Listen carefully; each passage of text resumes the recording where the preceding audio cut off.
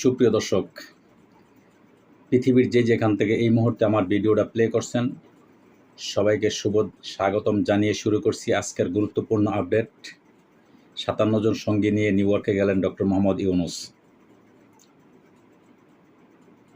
অন্তর্বর্তীকালীন সরকারের প্রধান উপদেষ্টা অধ্যাপক ডক্টর মোহাম্মদ ইউনূস জাতিসংঘের সাধারণ পরিষদের অধিবেশনে যোগ দিতে ৫৭ জন সফরসঙ্গী নিয়ে যুক্তরাষ্ট্রের নিউ ইয়র্কের উদ্দেশ্যে রওনা হয়েছেন। আজ সোমবার কাতার এয়ারলাইন্সের একটি ফ্লাইটে ভোর ৫টা ৫ মিনিটে তিনি ঢাকা থেকে যুক্তরাষ্ট্রের উদ্দেশ্যে রওনা হন। গত শনিবার সংবাদ সম্মেলনে পররাষ্ট্র উপদেষ্টা মোহাম্মদ তৌহিদ হোসেন জানান, প্রধান উপদেষ্টার নেতৃত্বে এবারের অধিবেশনে অংশ নেবেন ৫৭ সদস্যের প্রতিনিধি দল।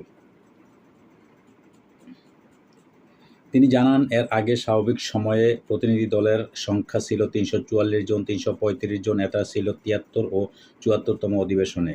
কোভিডের কারণে ৭৫তম অধিবেশনে হয়েছে ভার্চুয়ালি। কোভিডের সীমাবদ্ধতার মধ্যেও ৭৬তম অধিবেশনে গিয়েছিলেন ১০৮ জন, ৭৭তম অধিবেশনে গিয়েছিলেন ১৩৮ জন। কোভিড পরবর্তী সময় যখন ব্যয় সংকোচনের কথা বলা হচ্ছিল, তখন ১৪৬ জন বহন নিয়ে নিউ ইয়র্কে যায় বাংলাদেশ। তবে স্মরণকালের সবচেয়ে ছোট প্রতিনিধি দল নিয়ে জাতিসংঘ সাধারণ পরিষদের ৭৯তম অধিবেশনে যোগ দিচ্ছেন বাংলাদেশ।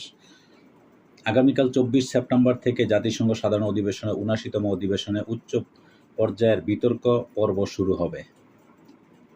২৭ নম্বর জাতিসংঘ পরিষদের উপরে বক্তব্য দেন। তার বক্তব্যে জনভিত্তিক, কল্যাণমুখী ও স্বার্থে বিবেচিত একটি রাষ্ট্র ব্যবস্থা গড়ে তোলার দৃঢ় প্রত্যয় বিশ্ব দরবারে তুলে ধরবেন বলে জানা গেছে।